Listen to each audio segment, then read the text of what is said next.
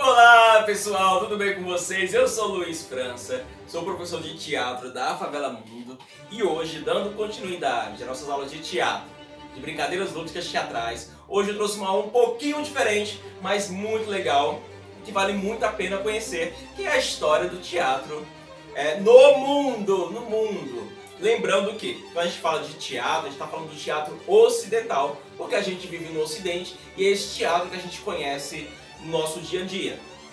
Nas peças que a gente faz no final do curso, quando a gente vai assistir alguma peça em algum lugar, e até mesmo na dramaturgia. A gente está falando do teatro ocidental, porque o teatro oriental, lá no Japão, na China, também tem sua história, também é muito antiga, também tem relatos de manifestações teatrais em tribos aborígenas. Então assim, é muito, mas muito amplo o campo do teatro para o seu surgimento. Mas a gente vai se restringir a esse teatro ocidental que está mais próximo da gente.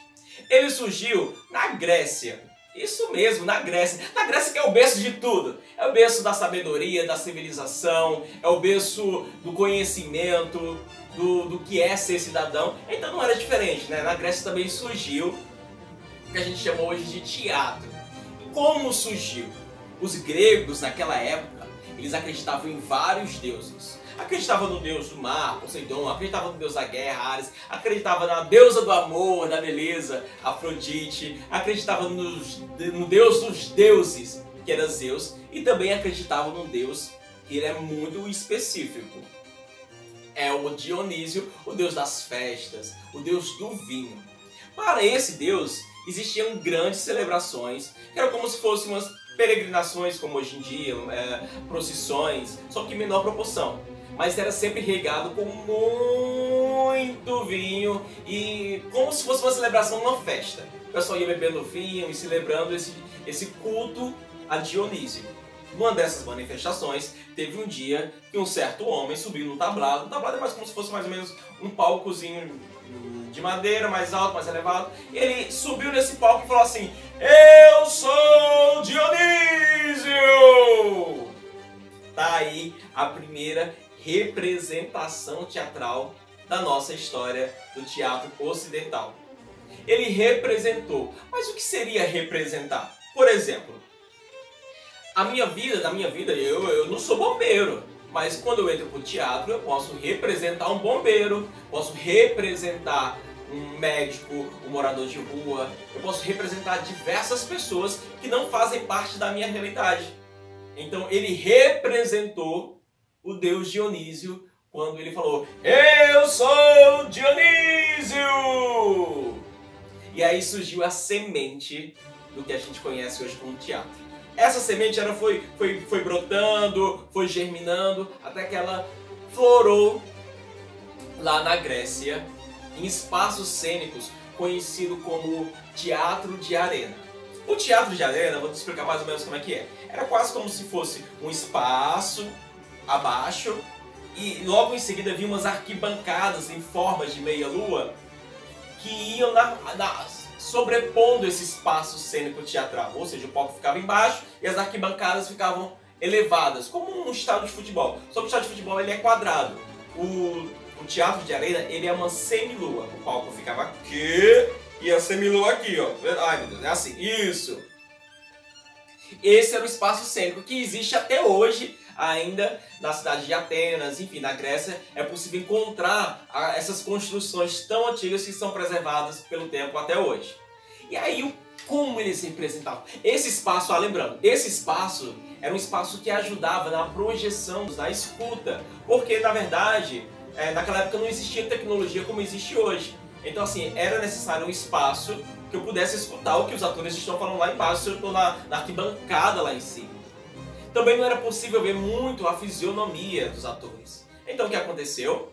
Máscaras. Máscaras teatrais. Quem nunca viu uma máscara da alegria e da tristeza representando o teatro? Então essas máscaras têm origem justamente na Grécia, porque os atores usavam máscaras gigantescas para representarem a sua emoção. Representarem a raiva, representarem o medo, representarem a alegria, a tristeza. Então as pessoas conseguiam, através dessas máscaras, que era uma máscara fixa, ela não muda, ela está lá fixa. representavam aquela emoção daquele personagem. E essas máscaras também tinham como se fosse uma anatomia que ajudava na projeção das vozes dos atores. Oh, meu povo! Oh! Um amplificador de voz. Então esse é o nosso primeiro ponto. Como acontecia. Mas o que eles representavam? O que eles falavam para essas pessoas? Como eram os textos naquela época? Eram textos que se dividiam em dois tipos, dois gêneros teatrais. A tragédia e a comédia. A tragédia, na verdade, era sempre representando a vida dos poderosos, dos deuses, a vida dos reis, dos semideuses, dos heróis. E a comédia sempre representando a vida das pessoas comuns, o cidadão comum, das pessoas do dia a dia. Lembrando que naquela época a mulher não poderia participar das peças teatrais. Por isso também que as máscaras ajudavam quando tinha um personagem feminino, então você colocava uma máscara de uma mulher. Só poderia participar dessa peça quem era cidadão. E para ser cidadão você tinha que ser homem e tinha que ser livre, ou seja, você não poderia ser escravo. Só dessa forma você poderia fazer teatro, enfim, e ter vários outros direitos na Grécia. Então, através disso, a tragédia, qual era o formato da tragédia? Era sempre com um final muito triste, muito sangue, muita morte, muita tragédia familiar. Era sempre dessa forma. Ah, mas não tinha um dia que acontecia uma maneira diferente de terminar o espetáculo? Não. Era sempre com muita tragédia, sangue, enfim. Era sempre um caos. Era sempre um caos. E a comédia não. A comédia era divertida, era para o público se divertir. Esses dois gêneros possuem o mesmo valor naquela época? As pessoas valorizavam da mesma forma? Os críticos teatrais daquela época? Não! A tragédia era muito mais valorizada do que a comédia, o gênero cômico. Porque se dizia que quem consumia a tragédia eram pessoas mais cultas, mais intelectuais, e a comédia era acessível para qualquer pessoa. Então esse gênero era mais aceitável para premiações, digamos assim. Será que isso mudou de lá pra cá? Daquela época dos gregos até hoje? Será que mudou? Talvez sim, talvez não. Porque se a gente pensar, vamos pro Oscar, que é a grande premiação que a gente tem no mundo.